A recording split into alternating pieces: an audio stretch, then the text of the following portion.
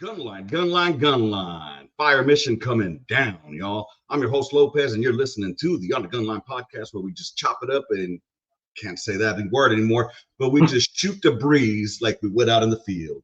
So go on and pop a squat because it's about to get hot right now. You are on the gun line.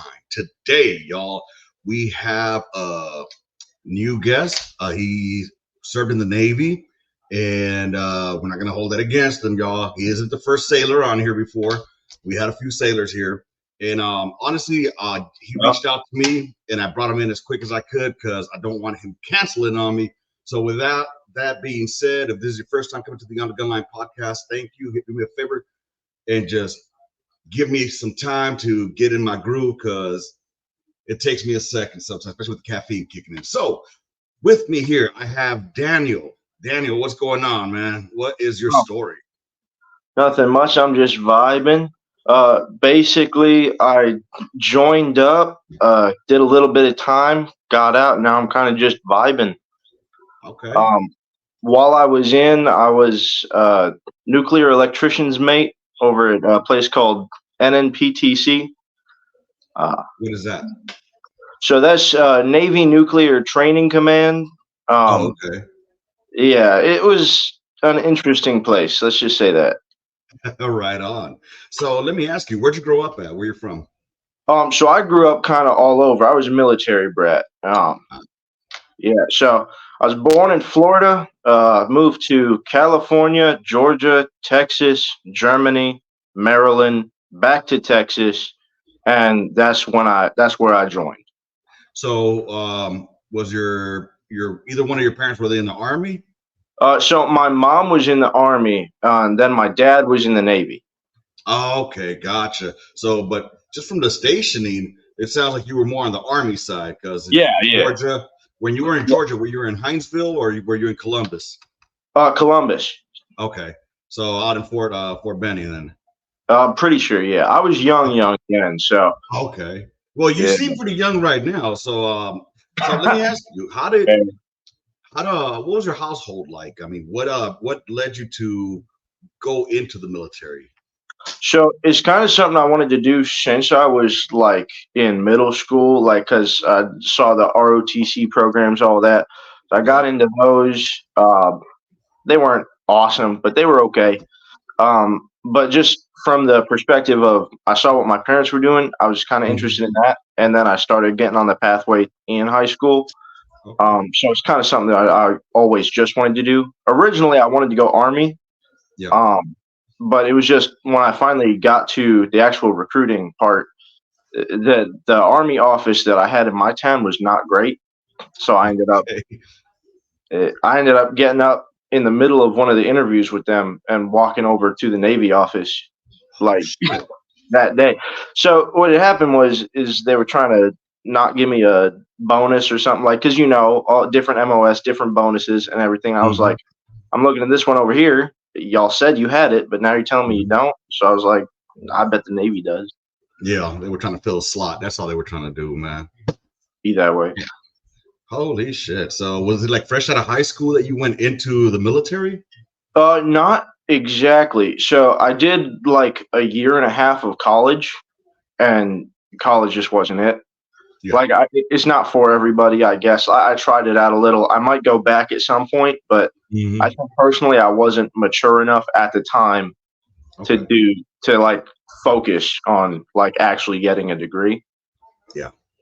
Especially, fresh out of high school. Like I'm thinking about it now, dude. Like you were saying, college is not for everybody. I'm one of those dumbasses that college is not for, and it's a shame that we push it on our kids. Like, you need to go to college. Why? A college degree is now the same thing as a high school diploma was, 20 years ago. So yeah, I feel you. Like if you don't get the right type of degree, it's useless in most places. Now, I like to think I was going after one that's kind of useful. When I joined, it was criminal justice and homeland security. Okay. So it could have been used, but I wasn't focusing on the classes and stuff, and I realized I had to get my head right first. I'll tell you something. 90% of the vets that I knew, or the guys that I was serving with, all went for a criminal justice degree. So you would have been in a massive pool of the same people, trying to get that same degree and then trying to divide yourself or set yourself above them. Once you get into the real world, it's going to be a more difficult thing. So, all right, so the army wasn't for you, and you lived in multiple places. Where would you say you grew up like the most at? Like in what state? I would say Texas probably the most because I lived there twice over the span. First time I lived there probably 3 years, and then the second time I lived there almost 6. Okay. So is that where So you have most of your memories from? oh yeah, definitely a lot of them. I'd Okay. say What part of Baltimore Texas? too. Baltimore, I've got a lot of memories, Okay. but Texas is what I claim. Okay. Hell yeah. You know what? I was born and raised in Los Angeles, California. Lived there my whole life. And then once I moved to Texas after the army, this is home now. I'm a Texan. I'm actually in San Antonio. So where Oh were you yeah. at in out here in Texas? Where were you at? What part? You ever heard of San Angelo? Yes. Okay, yeah, I was up by Goodfellow Air Force Base. It's a joint base, and my mom was stationed there. Orale, right on. Okay. What did your mom do in the army, if you don't mind me asking? She was a linguist. She Nice. actually still is. She's on her like last year or something. She's been in for almost 19 years Oh, now. wow. Dude, so Yeah, me and her came in around the same time. Oh early shit. 2000s. Yeah, I came in 2004. I'd be retiring this year. In 2000 in November would be my 20th year. I think she's retiring next year. Damn, that's so So crazy, yeah, bro. Wow. Just saying. Not your dad, right? You ain't gonna no, bust me on here, are you? not that, not that. With you. I'm just fucking with you, man. Hey, once again, I appreciate you being here. So, Daniel, let me ask you. You joined the Navy. Did you have certain expectations of like, what you thought it was going to be like when you got to boot camp, and did they meet your expectations when you got there? Oh, absolutely. So the expectation I had, because it's been built up by my dad and my mom for like years and Okay. years and years, like boot camp, you're gonna get your ass kicked, everything. So Mhm. I will say boot camp was a little less than what I expected, Mhm. honestly. Like especially nowadays, like because when I got told the stories, especially from my dad, because he got out of the Navy like before I was even born. Like Okay. he was an old school guy. Like so, So he went through the real fucking boot camp compared to nowadays. yeah, I'm pretty sure he was in like the 70s or the 80s. Oh, damn. Okay. So it was something else. And even from my mom, like the early 2000s, she was telling me all this stuff like, oh, boot camp's going to be real hard. They're going to smoke you every day, everything like that. Like Right. I had a hard boot camp. I'm not going to say it Mhm. wasn't. It just wasn't up to all the stories and everything that I heard. Right. I think a lot of us go in there with that mentality, thinking like we've seen a Full Metal Jacket. Yeah. So we go in there thinking like that's what it's going to be like for everybody. Then when we get there, it's like a little bit easier than I thought it was going to be. You know what I mean? But yeah, okay. So what's one of the biggest memories you took away from boot camp, like an experience in boot camp that you will never forget?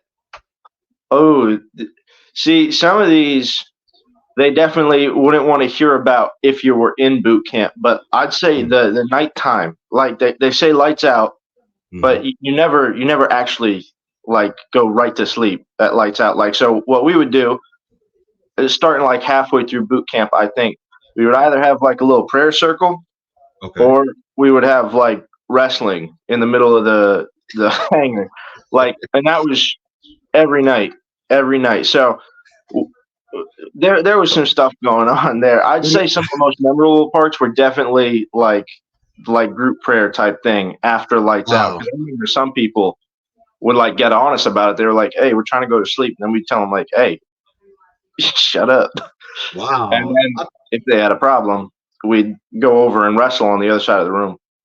That works. What year did you join? Did you join the military? 2022. Oh no shit. So you were just in.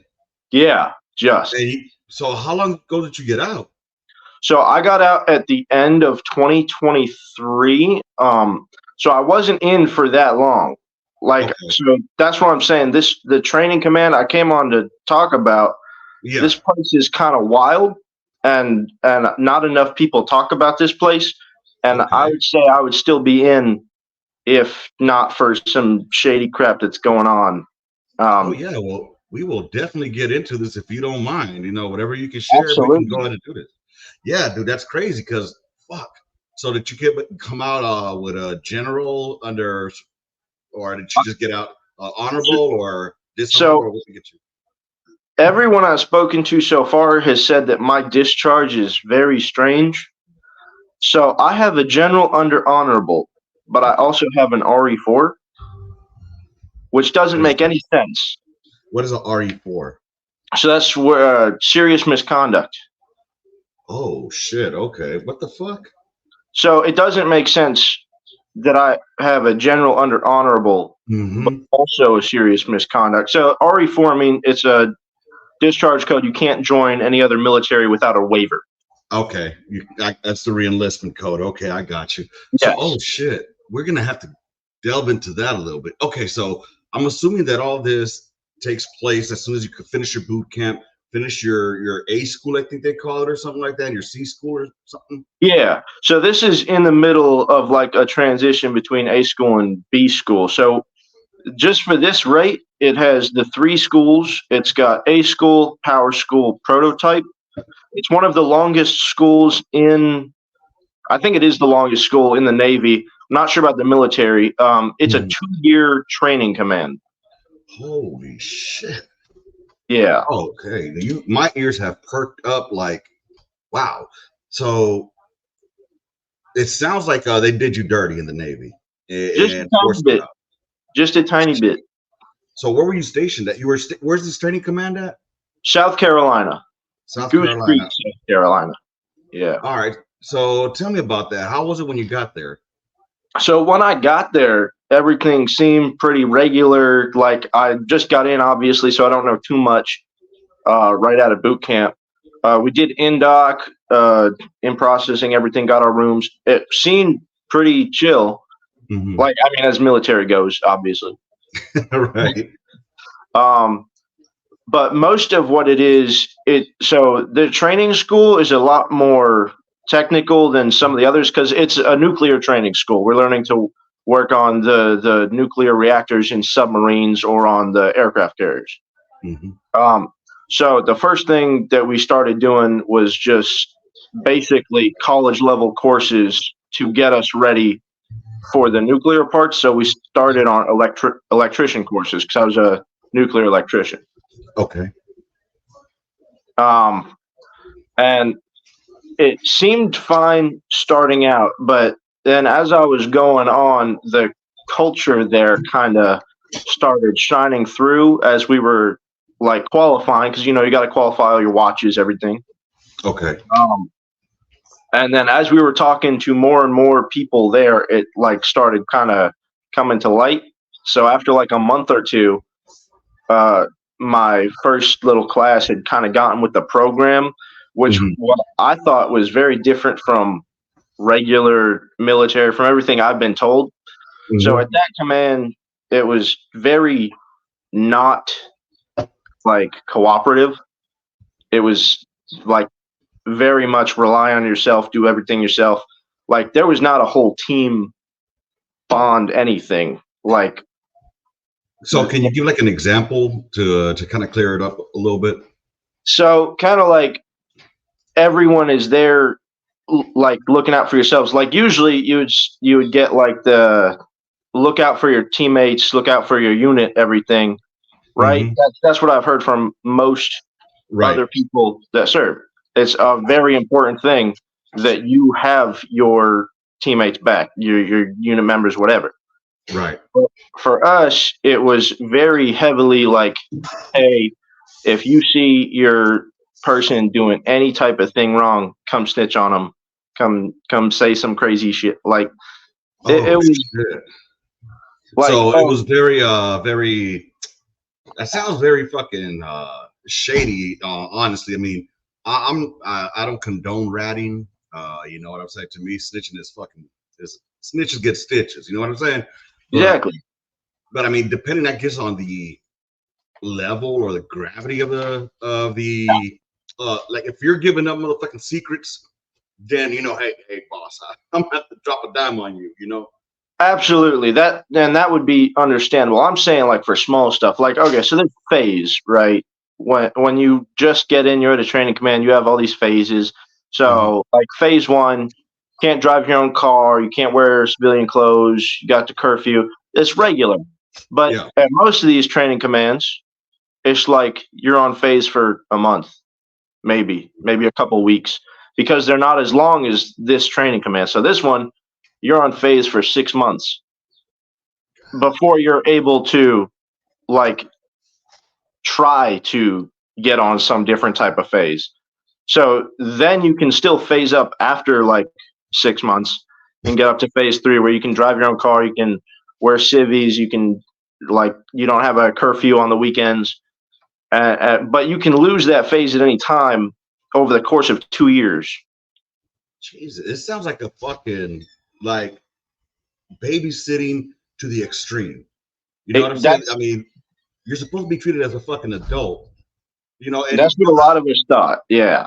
I mean, so one thing I'll tell you, I know in the army, for the army as an example, there's a lot of shit that we do there that seems retarded because a lot of privates or your lower enlisted have given the command a reason to implement such regulations or such procedures or TTP or whatever, such standards.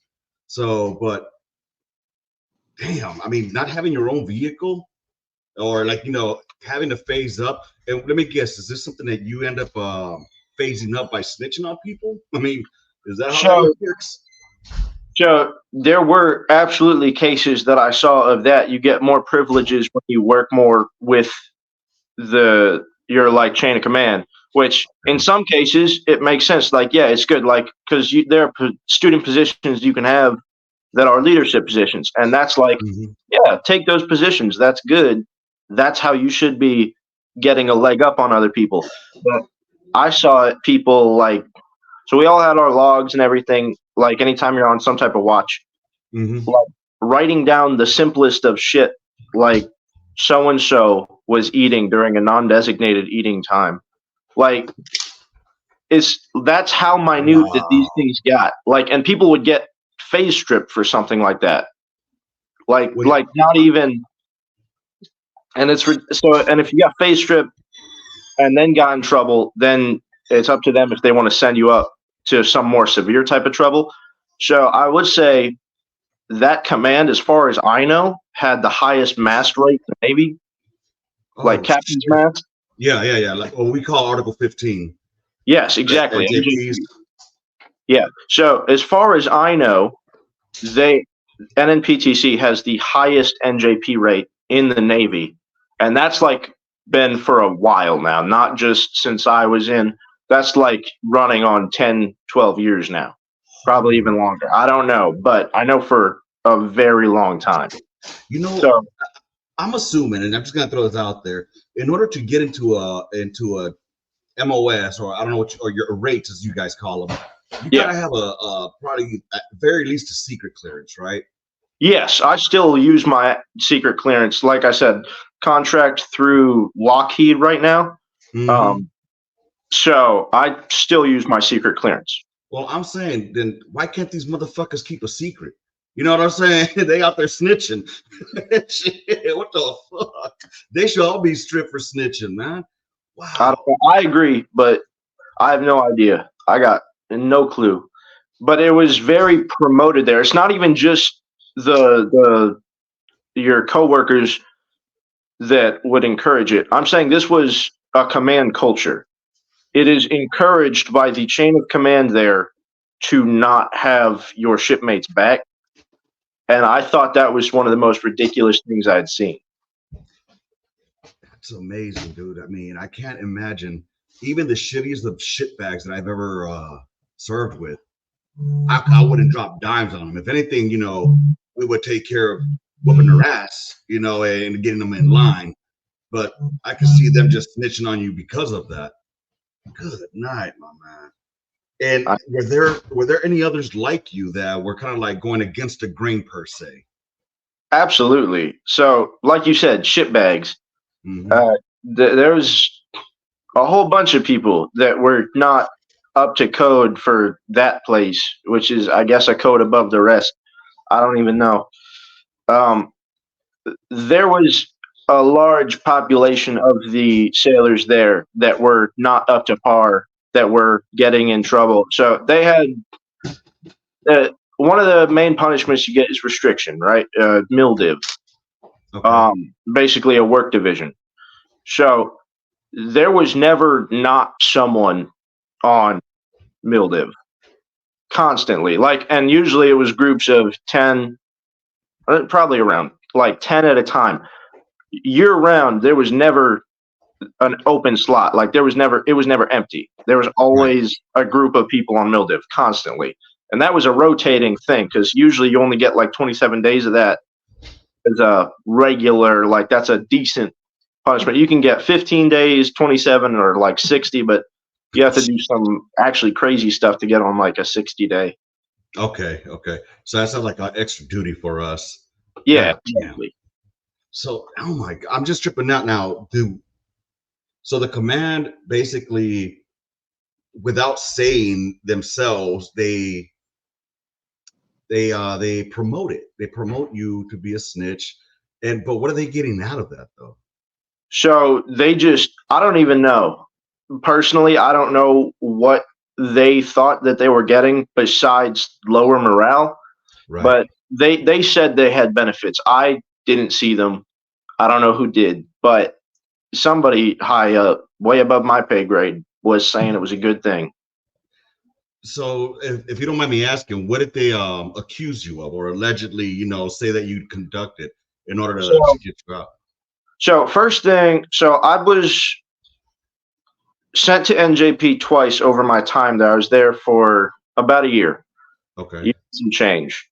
Um, First time I was up, it was for phase breaking. I had driven my car and worn civilian clothes. I got snitched on, Hmm. um, and pretty sure I got into an argument with a watchstander later because I found out who snitched on me. And for me, I was having a conversation with them. Hmm. For them, they felt threatened. Gotcha. So then I went to NJP. I admitted to everything. I was like, yeah, I did those things. I just don't understand why it's such a heavy punishment.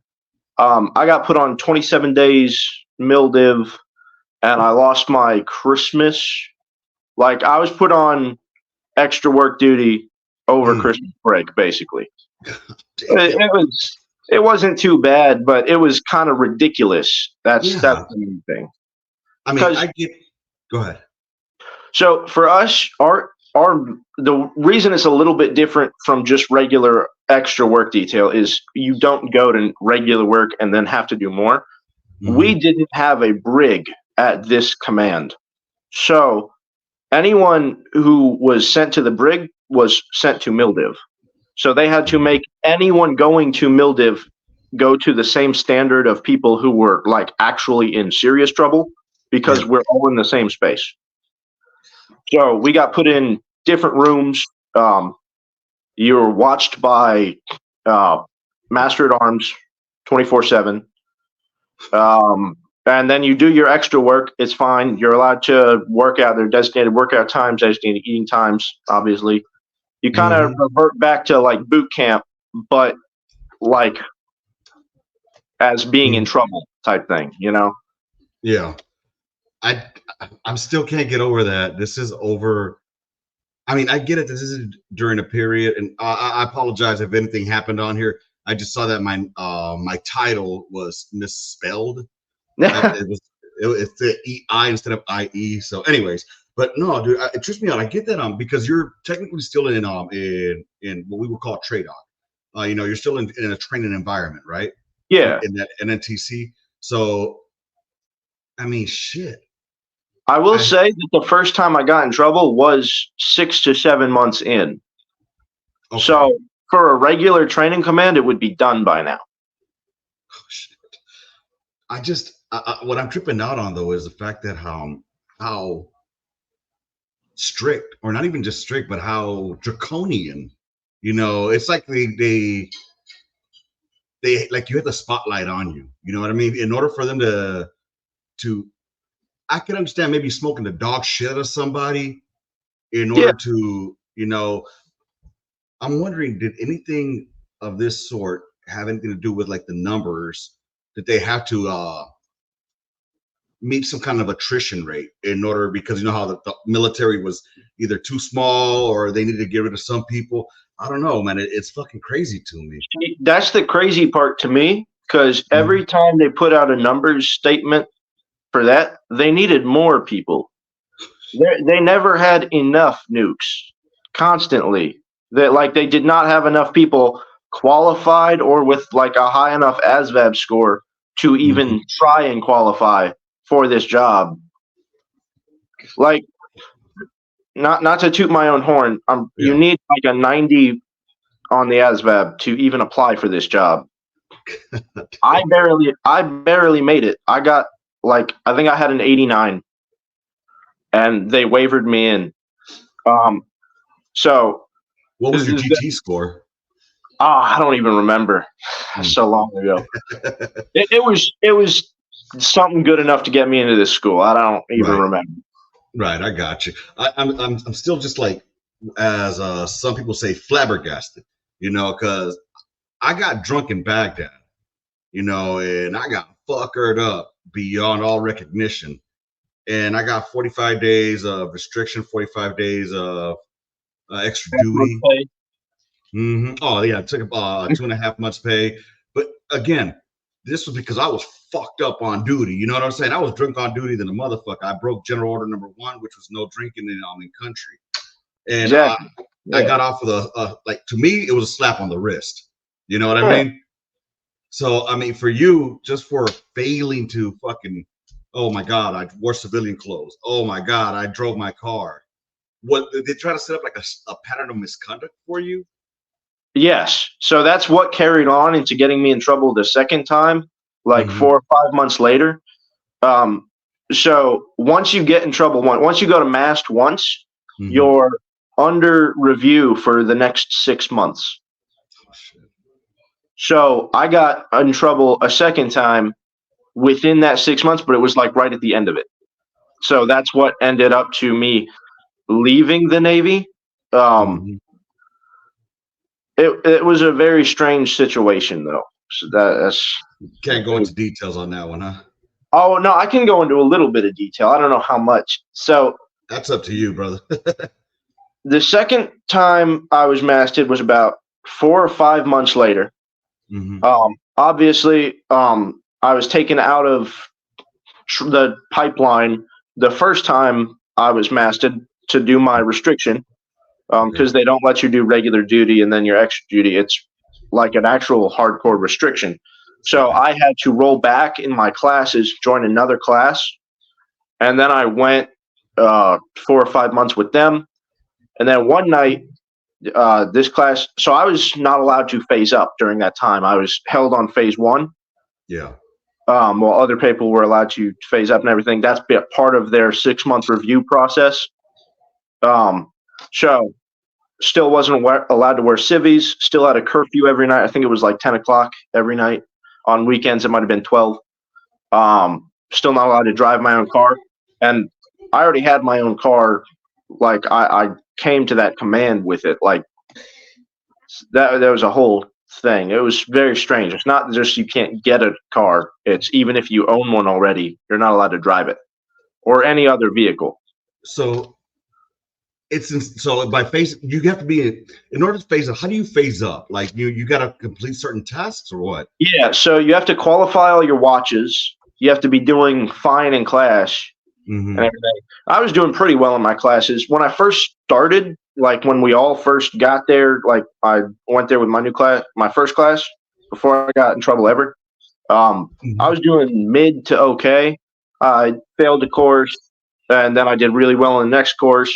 And so it was give and take. But then after I rolled back, I was doing amazing. I was like the best person in my class.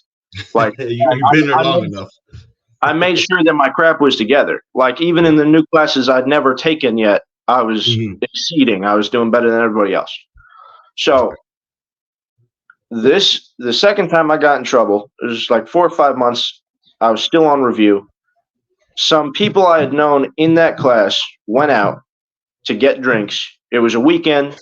They were allowed to. Mm-hmm. They were all of age and everything because underage drinking was a big thing at that command. But they were all legally allowed to and everything. They were doing everything Mm-hmm. fine. When the time came for them to leave, their designated driver had gotten drunk. So Oh, fuck. instead of driving home, they did Mm-hmm. a smart thing. They started calling everyone they knew with a car. To come I and get was them. someone they knew with a car, and I was one of the only people awake. It's like 3 a.m., right? Yeah. So I'm the only one who answered them at all. They're talking to me like, "Oh yeah, we're just gonna drive. We'll be fine." I was like, "No, you're not. You're not Yeah. doing that. I'm gonna call some people. Hold on." So first thing I do, I see Uber's there. We're Mm-hmm. in the middle of nowhere, South Carolina, and it's 3 a.m. There was no Uber. There was no Lyft. Then Mm-hmm. I called the on-base duty driver. This is exactly what they're posted for. They're supposed to be a 24-hour post. Right. Nobody picked up. I called them multiple times. Nobody picked up. So then the next thing I do is I called my SLPO. That's my supervisor. He's petty officer first class. He's the one who's in charge of our class, like our whole unit, basically. Mm-hmm. Call him. It's 3 a.m. on a weekend. He's asleep. I called him a couple times. He didn't answer.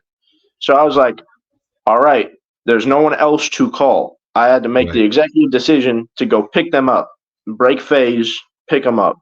So I Mm-hmm. did that. And I drove back to base. The very next day, I went and I self reported because that's what they tell you to do. Like, hey, you do something wrong, come tell Yeah. us. We'll help you out of it. So I did that. And then it led to me getting screwed over. It's like, oh, you're on review and you broke phase. Damn. It was But ridiculous. do you think And anybody would have snitched on you if you wouldn't have self-reported? Like, would probably anybody have found out? it's a toss up. I don't even know. Give So me 1 second, real quick. I'm sorry. I got you. Sophia, can you put coffee in my mug? That's what I'm asking you. There's enough coffee in it. Just put it in there, please. Sorry, my.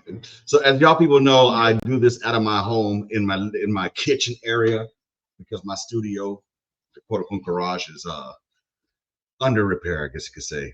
But okay, let's jump back into the saga over here because this is fucking. You're getting blasted for doing what they told you to do, Yeah, right? All right, exactly. Like so for what I consider to be the right thing, and then I ended up getting screwed over it. So what had happened when I went to my SOPO the next day? He seemed fine with it. Like he was like, "Yeah, that's reasonable. You're good." But then he had to put in a report to his higher ups. Like it's just something they do. They have to file the yeah, paperwork. And so then I get called into my senior chief's office and I get screamed at for the next 10 minutes. And then they're like, you got one chance, like one chance. Like they say they're going to send me to DRB, that's Disciplinary Review Board, to see okay. if I'm going to go to MAST. Mm-hmm. Because it's if you break the rules, you have to be sent up to it or something. I don't even think it's a requirement. I think they chose to do that. So They that's could where have you go. swept it under the rug, man. They could have swept it under the rug. That's what my SOPO was like Mm. leaning towards. Like from the vibe that I got from him, Mm-hmm. that's what I thought he was leaning towards. But my senior chief was not gonna have it. So I went to DRB. You get yelled at by a bunch of master chiefs. Mm. Um, told you're a shitbag, that you're awful, and then asked about your reasoning. So at the time, I was not 21, so they tried to like say that I was It's drinking, ready? Yeah, go ahead. and so I hadn't been, and I had like witnesses every time. So every time I got in trouble so far, they always try to tag on, "Oh, were you drinking? Were you intoxicated at all?" Because underage drinking is a huge thing at this command. So even if Mm. they don't know, they always got to ask and everything, and they try to accuse people. Yeah. I always had witnesses. I never I just wasn't interested in drinking when I went out. I went to bars sometimes. I played pool. I didn't drink, and I always had witnesses to that. So that part of their claim kind of fell through right away. But while I was in the DRB process, they put you under review again, and then you don't get an answer on if you're going to MAST for like the next couple months. God damn. So you're on eggshells and nervous this whole fucking time, not knowing what your future is. Exactly. And so at that point, I had been taken out of class again and put on hold again. So I ended up getting rolled back into another class, this time for disciplinary reasons, not anything like that, for this whole DRB process. And the people in this class were, they were new. They just got there. It was an awful class. They were doing terrible. They were getting placed on all types of like, so there's a thing we have called order quiet. Okay. Which is if your class is acting up during what's supposed to be the workday, right, y'all will come in dress uniform, and y'all will not be allowed to talk during your workday unless it's to an instructor or an SLPO. So before I even got there, they were placed on order quiet, and I was rolled into that class, so I also had to be put on order quiet. And that lasted for like 2 weeks. So that's like, I'm already nervous, busting a blood vessel from my whole process. And then I get put into this class that's having their own disciplinary issues. And some of these people in this class were obnoxious as hell.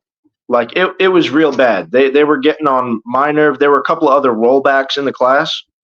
So it was me and 2 others. And for some, part of the culture at this command was you don't want to be a rollback at all. So this new class had heard a couple things just from other people at the command, not about us specifically, but just, oh, if you're a rollback, it means you're not even supposed to be here. You're dumb or whatever. You're you screw up. So they already treated stigma. Exactly. So they already treated the 3 of us like we were beneath them. So one of the other rollbacks I was very good friends with, and some dude in the class like kept messing with him and bugging him, and eventually this kid said he wanted to like fight him or some crap. And then I ended up getting into an argument with this person on behalf of my friend because he was saying, like, my friend was a nice guy. He was not the aggressive type. He was there to work. Right. Me, on the other hand, I'm abrasive a little bit. So I said something to this dude, and then the very next day I get called into my SLPO's office with like 4 accounts from the dude and his little friends saying that I was threatening. Again, like the same type of thing that watchstander had said before, like when I was just trying to have a conversation with him about why he was writing, fireman so-and-so was eating, or fireman so-and-so was like doing whatever. So then these dudes, I was like, yo, back off. And then I got accused of threatening them when they were the ones instigating a fight. Yeah. God, and then because I'm already on review, and this is a new SLPO that I had not interacted with very much. He doesn't know me, but this has been his class for like the past however long, like 3 months they've been there. Yeah. He believes them. I get processed through, and then I get sent straight to MAST. Because they stopped looking at my DRB packet from the thing that had just happened, and they're like, oh, so now he's having a bad time in this. All right, we're just going to put him together, send it on through. So that was your strike 3 right there. Exactly. It was ridiculous. It was ridiculous. So then a thing that's, I think, unique to this command, because I haven't heard of it anywhere else, you have the option to deny NJP and request a court-martial.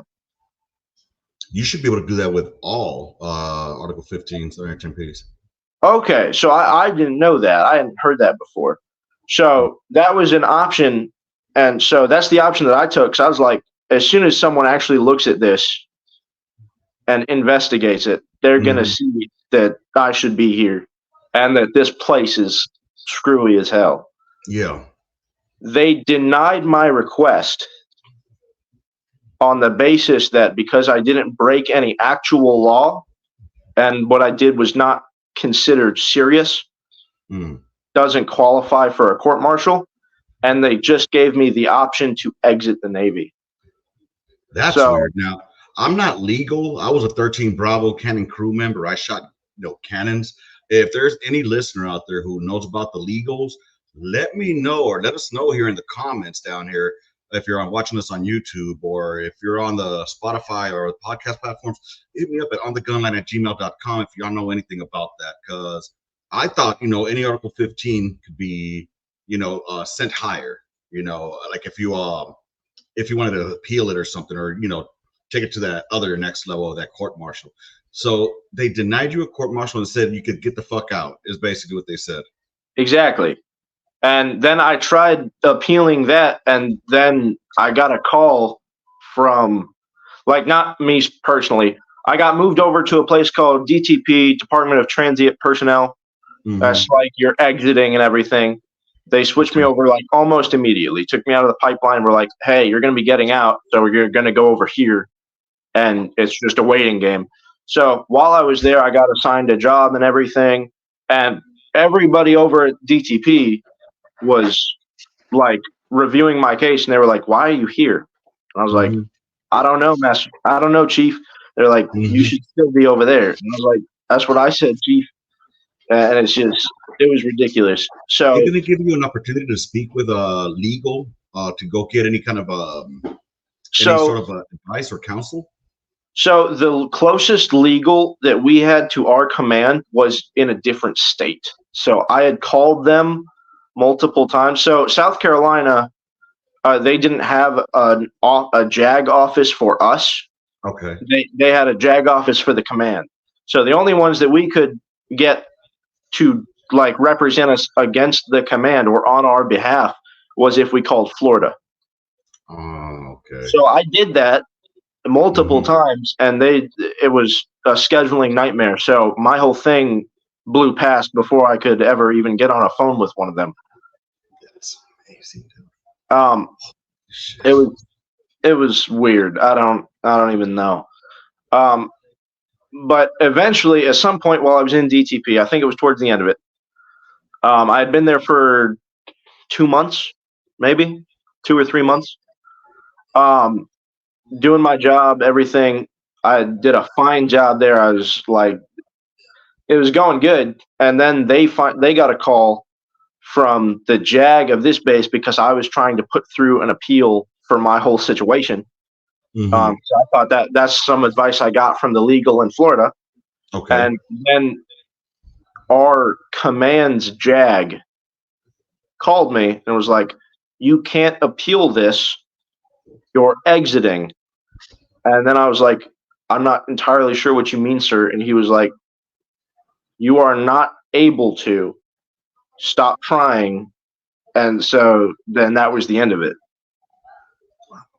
Because at a certain point, I stopped trying to even appeal them trying to kick me out, and then I Yeah. focused on the RE4 because they told me I was going to be tacked on. I was like, "All right, can you try and remove this?" He's like, "You Right. cannot repeal uh, like your discharge code." And I was like, Jesus fucking Christ. They really fucked you over, because they killed your military career as if like you wanted to, even if you would have gotten out of the Navy and say you wanted to go to the Army afterwards, they fucked you over. I mean, and it would have like, left me a bad taste in my mouth. yeah, exactly. Like that would have been my plan if I had just gotten out. I was like, okay, I'll rejoin. And then I find out right before I'm getting out that they've tacked serious misconduct RE4. I asked them what my serious misconduct was, and they couldn't tell me. Because And they don't like have any documents that say what it would what the alleged misconduct was. Not that I saw. They said they have them. I didn't get all my documents for everything. I was able to quickly review the things I'm accused of and all that, but they didn't single out any specific thing. I think they were trying to get a pattern of misconduct, Mm-hmm. but I'm not entirely sure. Like, because I'm not the legal expert. I don't really know Right. exactly what they were doing, but they were doing it. Let me ask you, did you fall under any NCOs at this time? Did you have any NCOs that were supposed to be taking care of you? Yeah, so we had a senior chief that was in charge of our like whole division, like the EMs, all the electricians' mates.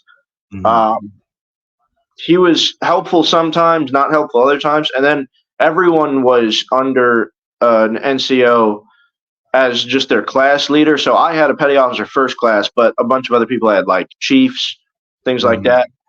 that. Um, So, but like, yeah, my question is, did you have like a first line leader that you could have gone to, who could have gave you some kind of advice? I get it, you're still in a training environment. Um, I just, I don't understand. Like, I'm thinking about it from an NCO point of view, where I would be trying to fight for my soldier, or in this yeah, case, my sailor. Like, hey, can you elaborate more? Like, was there any documents that you had to sign oh saying yeah. that that you agreed to these charges? Yes. So multiple times, like both of the times I had sit downs with my SOPO, Mhm. where you do the whole signing, saying I understand what I'm charged with and all that. So I had multiple NCOs because I went through multiple classes, and so two of them were not helpful at all. The first one I think was detrimental. I won't say any names, obviously, but my first SLPO was on his way out, and Mm, he was he had a problem with anyone who acted even a little bit wrong. So me, it started. I wasn't the best in class, so I was already on his shit list. got you. And then that led to the other stuff, like when I got reported to him for just phase breaking, he could Mhm. have given me some, like his own remedial punishment, Right. but he chose to immediately send that up to DRB. And that's what I don't understand, bro. Because I mean, why I would think 9 times out of 10, you know what? I don't want to do the fucking paperwork. Not for something this simple. You know what I mean? It's not like you fucking went out, got drunk, came back on duty or some shit, or came in smelling like alcohol, or I just don't understand why the need to destroy your career at such a young phase. Can't they give you a chance? Sometimes you need to fuck up in order to learn your limits. Yeah. So So it just hurts. I didn't really understand what they were all about. But my second SLPO was definitely the best one, the most helpful. Mhm.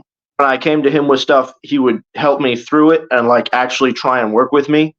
And the only Okay. time I got in trouble under him was because he had to write a report on the Mm, that incident. right. But I was able to see his recommendation when I was charged. Yeah. He recommended that I not be sent to DRB. So that he was helpful. But then my third SLPO, when I got rolled back again, he was a new SLPO, like it was his first class ever. He had just been promoted to that position. So like I got nothing against people who like want to try hard and like do their thing, but Hmm.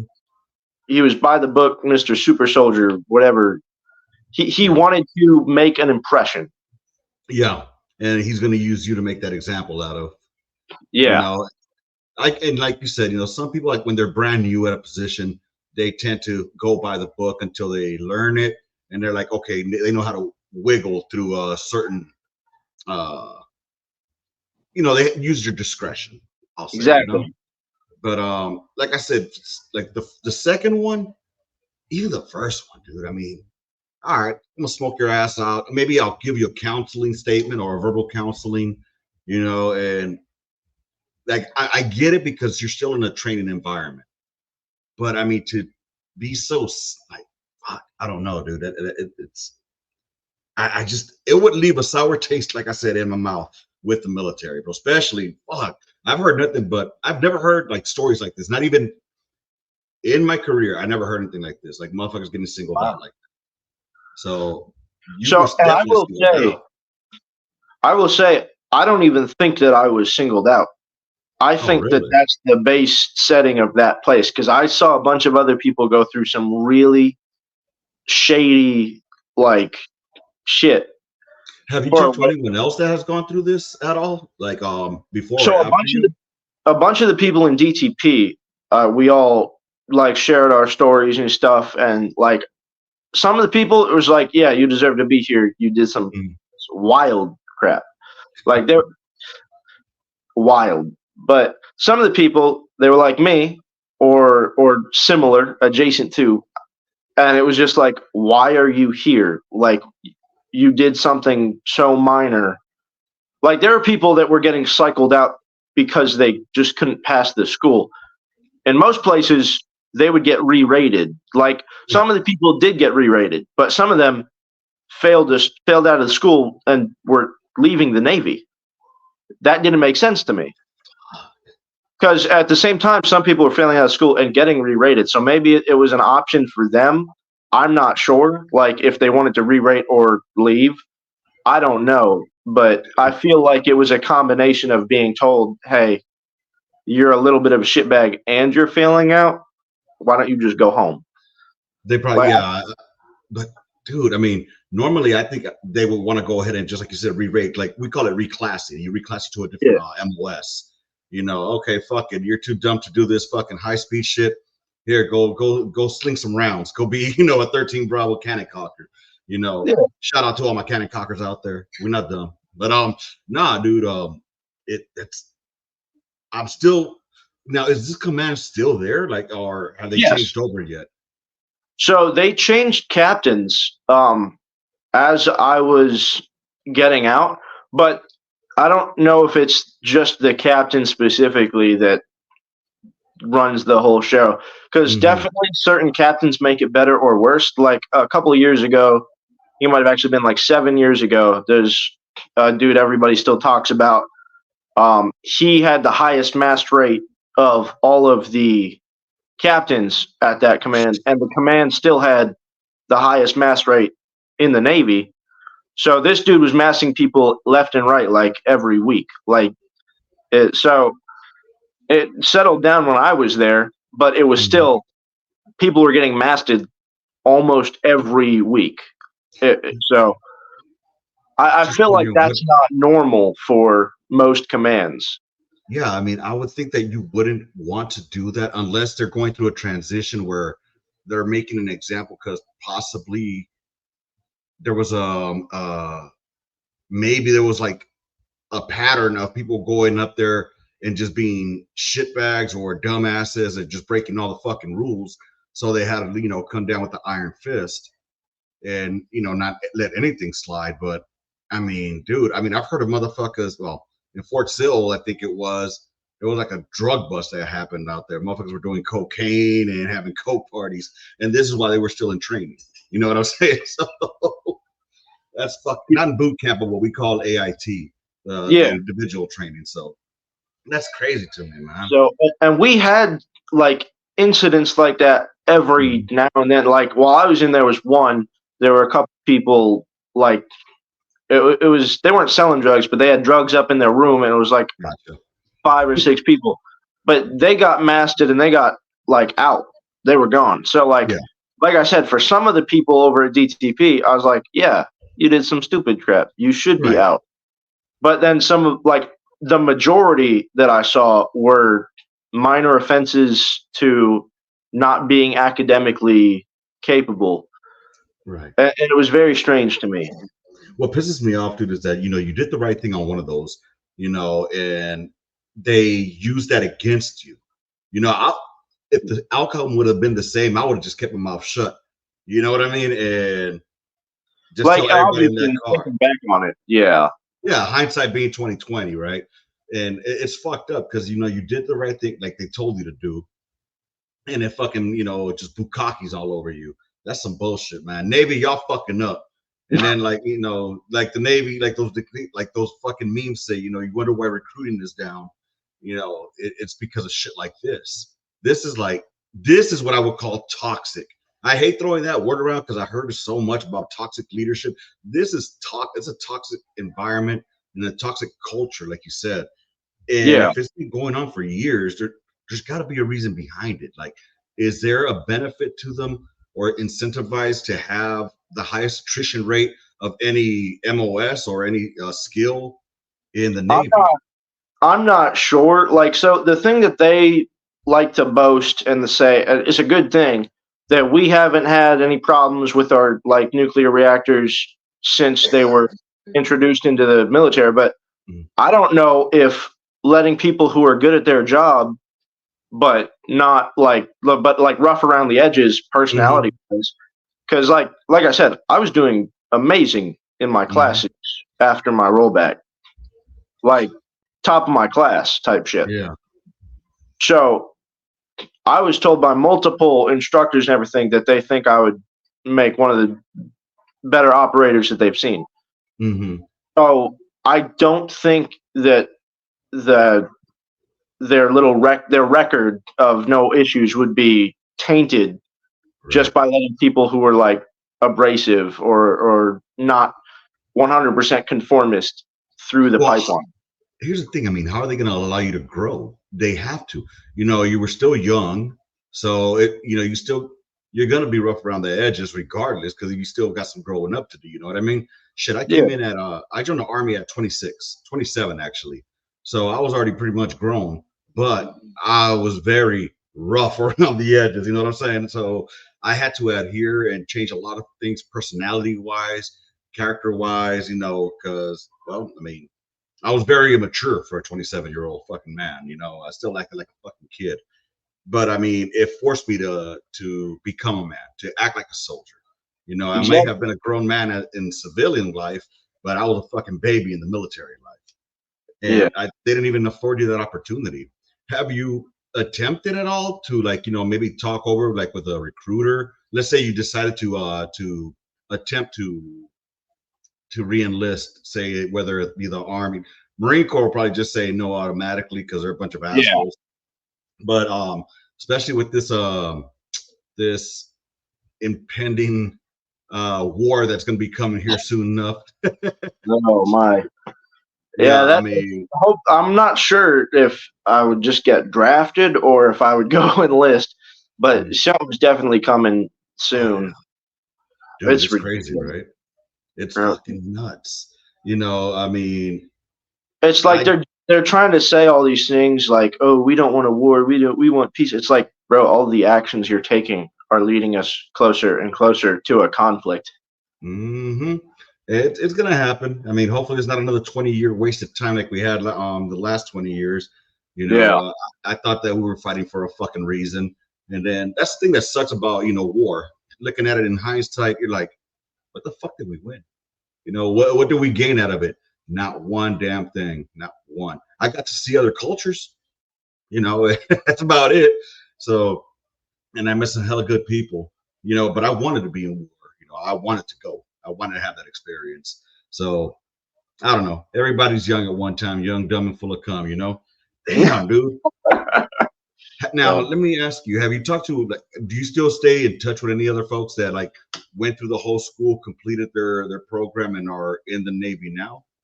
So I'm still friends with some of the people that are in. I'm going to show them this after, but still in the pipeline. Like I said, it's a 2-year command.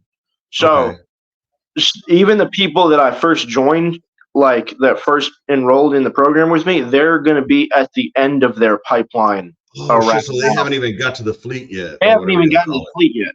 They're close. They're definitely close. They may be in the process of transferring to the fleet by now. The second and third classes I was with, they just got to prototype, which is the third school.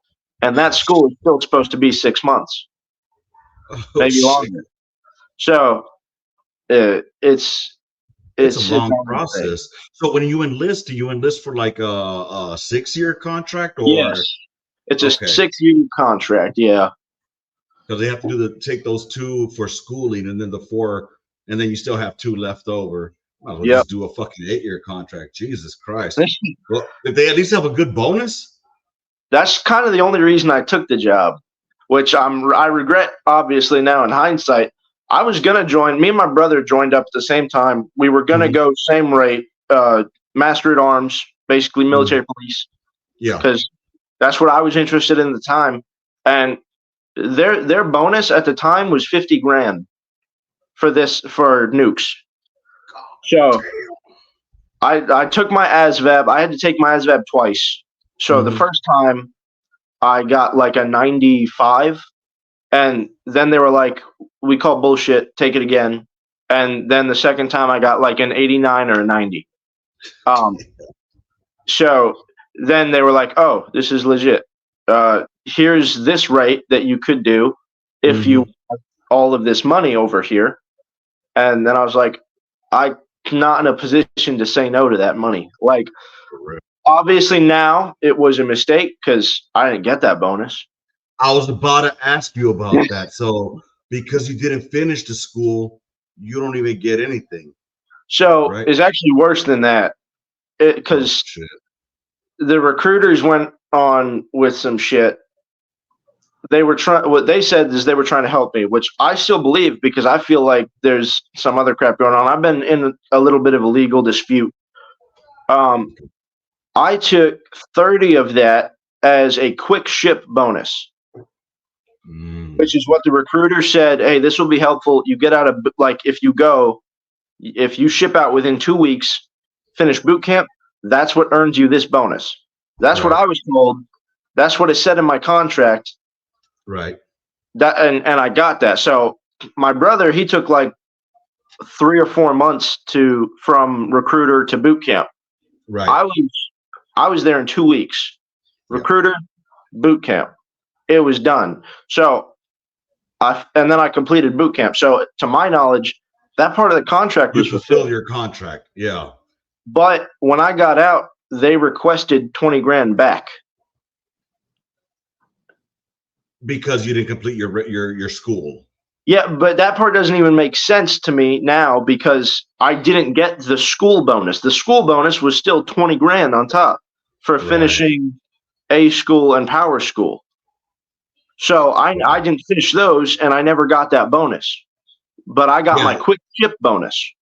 So the fact that they came and tried to take it back when I was like, "This is what was in my contract; it was fulfilled," Mhm. and then their lawyers trying to say, "No, it's not," and then I got my lawyer said, "Yes, it is." So I've been fighting that for like the past 7 months now, and God damn. it's not getting anywhere, and my credit got hit by that Oh a little fuck. bit. That's what's funny about the fucking government, man. Yeah, They get all that fucking lawyer lingo in there, and they break down what the definition of is, and fuck all that, dude. Well, hopefully that one turns out good for you in your favor, because I hope so too. nobody. It's not like you have 20 grand you can just shit out and be like, here you go. You know what I mean? Exactly. Like God damn. it was dumb. Like I'm hoping that one goes my way. Right now, I started paying the minimums on it just until it's settled because my credit can't afford it. I had like a 725 and now I got like a Mhm. 600. So I had to start paying it or else it was going to go lower and lower. Yeah. And it's been ridiculous. I'm hoping that it gets resolved soon here. Dude, the way Because the I'm world pretty is sure my right credit now. should go back up after that. I But hope so, because the world right now, the way it is out here in the States, oh, you it's can't even ridiculous. fucking get a decent place to live at without a good credit score for some reason. You know, Exactly. your And it's car ridiculous. insurance, everything is now based on your goddamn credit score. It's Yeah. ridiculous. God, thank And you, Navy. yeah, it was real dumb. I was lucky I got a good job. Like right now, I'm about to be switching over. Actually, I got another security company that hired me. I'm going to be moving up to Alaska. Oh shit, Um, okay. I've always wanted to live there. It's always been like one of the spots. Um, but I never had the chance to. So as soon as this new job gave me an offer, it'll be more than I make right now, Mm-hmm. and it'll be half the time worked. It's one of those pipeline gigs. It's 2 weeks on, 2 weeks off. Oh, okay, right on. But But right, you, are you going to be working on the pilot or security? security. Oh, okay. I'm about to say, if you're going to be out there being a roughneck, ooh, you'll be hurting. But Oh no! normally people don't move to Alaska until they kill somebody, bro. You know what I'm saying? Oh, but it's a beautiful state. It's It so is, bro. nice. I've Um, seen videos of it, but I like the heat better than the cold, so I'll Fair stay enough. here in Texas. But man, Fair enough. this story here definitely lives up to the Navy acronym of never again volunteer yourself. Yep. Nope, never, Good never. night. Damn, man. I really wish I could know more about this. Because it's really, I don't understand why they took such harsh, drastic, draconian measures on you for such petty shit, and it almost, like, to use your generation's terminology, it's almost like harassment. You know what I mean? Like, god damn, dude. But again, it's not just you that was singled out. It was many people, right? I feel like so. I haven't even gotten into the worst statistic of that command. Oh, bring it out. So, alongside with their high mass rate, I looked this up the other night just to confirm. Mm-hmm. Their suicide rate is 66% higher than the Navy's suicide rate. They have one of the highest suicide rates in the military, not just the Navy. So, Damn. I was kind of saving this one for a little bit after I kind of fleshed out what this place is like, Yeah. and just to show that it wasn't just me experiencing this stuff. I knew 4 people personally that uh, took it upon themselves to exit this world during my time there. It What it was what was it ridiculous. that caused it? What was the cause of it?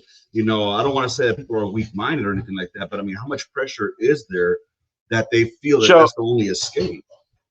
it is a super high pressure environment, and then so like in the classroom in the building, it's a high pressure right Mm. off the bat. You're surrounded by people watching you, like the higher ups watching you. You're the Mm. command, everything, but it doesn't stop there because the culture of that base. It's like, oh, you're done for the day. You go home. You still got eyes on you. Oh, you get back to your room.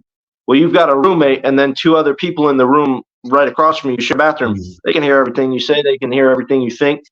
So that pressure never leaves, especially when you're not able to get off of phase. You're not allowed to wear civilian clothes for 6 months, or you're not allowed to go out.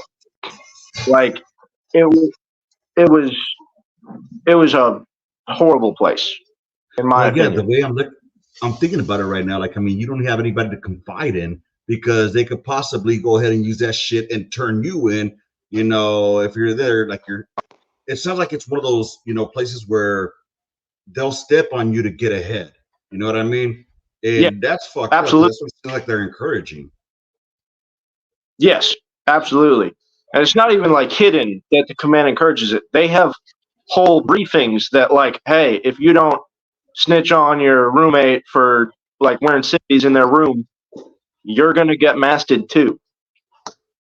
Like, I know that failure to report is a thing throughout the military, Mm-hmm. but I know from places it's for serious issues. Like, if you see someone drunk or something or doing something like actually illegal, obviously, if you don't snitch on them, if you don't like tell on someone for doing something illegal, you're gonna get in trouble. Right. At this command, it's if you see your roommate in their own room wearing civilian clothes, even though they're not supposed to, you're gonna get put on restriction with them. And it's ridiculous to me. Like, I knew a dude who was kicked out of the Navy for failure to report, just because sheer amount of times for small things that he didn't report on. God damn, dude. like this is the dark side of the Navy that I never even knew existed, you know. And I'm wondering if there's any other MOSs that are like this or any other jobs within the military. If y'all are out there and y'all heard of this stuff, whether you're in the Army, Phone's shutting Navy. down. Hold on. I don't know why, but my phone's having a spasm. Oh shit, it's all good. It's all good. Um, this is just crazy. Army, Navy, Air Force, Marine Corps, Space Force, Coast Guard. If y'all heard of anything like this happening within the other MOSs or jobs or in their schools, hit me up in the comment, man. Shit. I don't like using that word toxic, but this is definitely a toxic ass arena. Good night. It looks like we're having a problem here with Daniel. Hmm.